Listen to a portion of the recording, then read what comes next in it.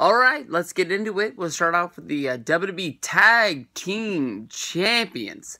The New Day going up against Cesaro and Sheamus.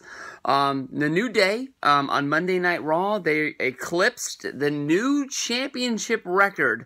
And on Sunday, they're going to be holding the WWE Championship titles for their 483rd day, surpassing Demolition, my favorite tag team of all time, coming off on Monday Night Raw because of Stephanie McMahon not winning one triple threat for the WWE Tag Team Championships, but two.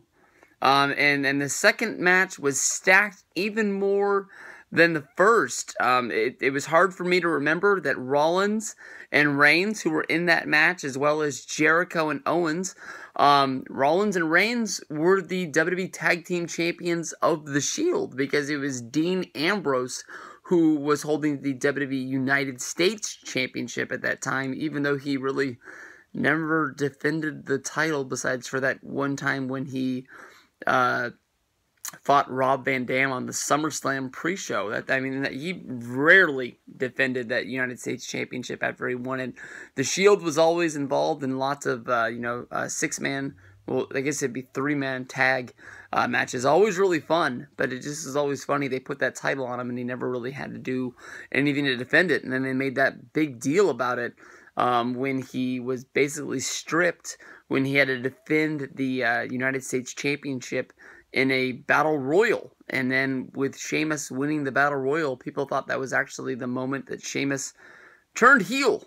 But it is what it is. If you're like a lot of people out there not even knowing what Sheamus and Cesaro did to become #1 contenders again after losing on Monday on the Tribute to the Troop show, which was held on Wednesday, I'm guessing that this show was live. I didn't hear that they recorded this during SmackDown. That would have been one hell of a show, though, if they did, with them doing SmackDown as well as 305 Live.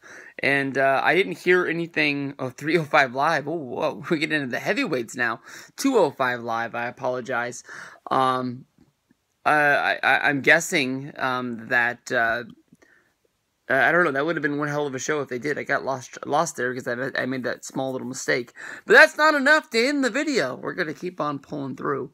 But Cesaro and Sheamus won a fatal four-way for the #1 contenders of the tag titles. Cesaro and Sheamus beat the Club, as well as two huge tag teams on the Monday Night Raw roster, the Shining Stars, as well as Goldust and R-Truth. But hey, they gotta beat somebody, you know. Cesaro and Sheamus, they have a real shot to go out there and beat the New Day. I can honestly tell you that I am ready for the New Day to lose those fucking titles. They've had them forever. I know that the New Day has shown a little bit of a side of gray. I don't think honestly that they're going heel. I don't think that honestly that they are going to be breaking up in any sort of fashion. I believe that, it might just be time for the New Day to drop the titles, wrestle in another feud, and maybe go back to like when they did Money in the Bank a few years ago. Big E and Xavier Woods defended the championship against somebody at Money in the Bank in a tag match, and then Kofi Kingston went out and wrestled in the Money in the Bank ladder match. I think that honestly that's a dynamic of the New Day that they really haven't, followed up on, is these guys as singles wrestlers. Kofi Kingston, he did have that feud against Randy Orton where he did pin Randy at Madison Square Garden, got a huge pop, and people have been led to believe that Randy Orton buried Kofi Kingston because he made a mistake doing the RKO. It is what it is, and, Kofi just sort of got pushed down to the mid-card, and, nothing else really ever happened with him. Big E was a guy who came in. They thought that he was going to be the next Hulk Hogan. They had him tagging with John Cena and CM Punk in six-man tags. He sort of became Intercontinental Champion, and they kind of faded him out. Xavier Woods, if he didn't have the New Day, I don't even know what he would be doing right now. There was a lot of talk that because of, the ESPN special, sort of showing that Xavier Woods had another side to him, that he, was working hard, going to school to achieve his PhD, that was one of the main reasons why he was brought up to the main roster, to have a good ending to the ESPN NXT Behind the Curtain special that they ran a few years ago. Because once he came up, he wasn't doing shit. I mean, it was him and R-Truth wrestling against somebody. I think, wasn't it Rusev? Because Rusev was just beating guys left and right. And for some reason, they kept putting them up against black guys. And that was kind of the joke, that Rusev was trying to beat all these guys. And they even put R-Truth and Xavier Woods together. And then Xavier Woods also had that feud against Brodus Clay, because they had the Funkadactyls came out and did his entrance, and I think he came out to their theme, and that pissed Brodus Clay off, and I don't know. The whole thing was dumb. It is what it is. But like I said, I'm rooting for Sheamus and Cesaro just to beat these fools, just to get the belts off them, just because I want something new. I've been talking about the tag team division for a long time.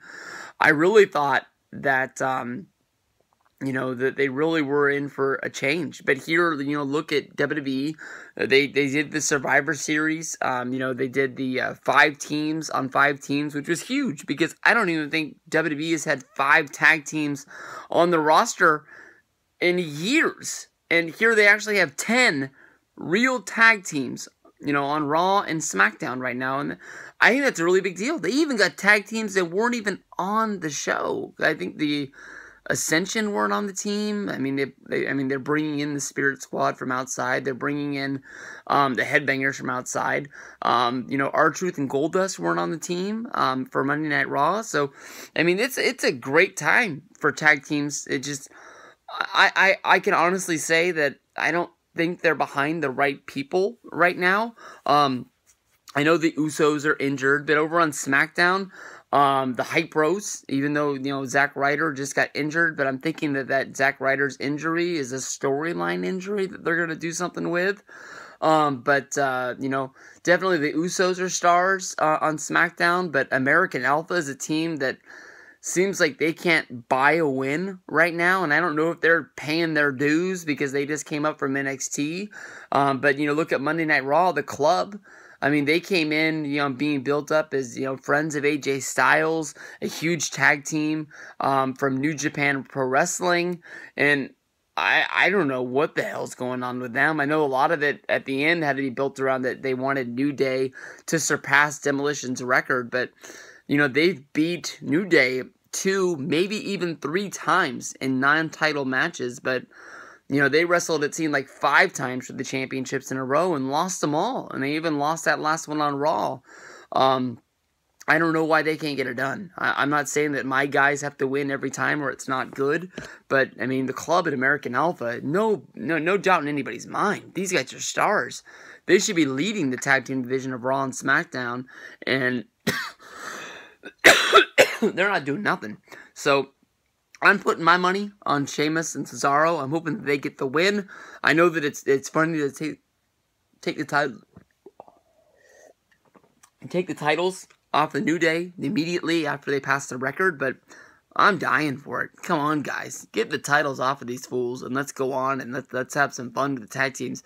I'm not saying they need to change the championships every 30 days on every different pay-per-view, but let's have where some guys are able to beat some guys, and some guys are able to beat other guys, and it is what it is, and not just the New Day beating everybody. Let's see if they can go out and start wrestling singles matches again, and start, moving their way in different directions, and branding the New Day instead of just being a tag team under the rule of the Freebirds, which now they're doing with the Wyatts over on SmackDown. That's not fun, having another team do the same thing.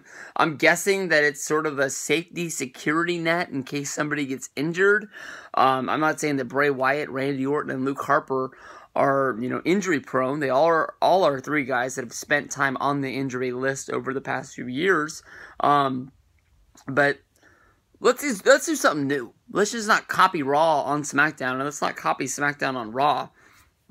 Let's do something fresh. I mean, that's what Sheamus and Cesaro is. The odd couple. Two guys that, really go out there and kick ass, but they don't really like each other. One's a babyface, one's a heel. I keep waiting for sort of Cesaro to go all in with Sheamus and be the heel. But we haven't seen it yet. But this is a team that honestly, a lot like the club, could be wreaking havoc, beating everybody on Raw.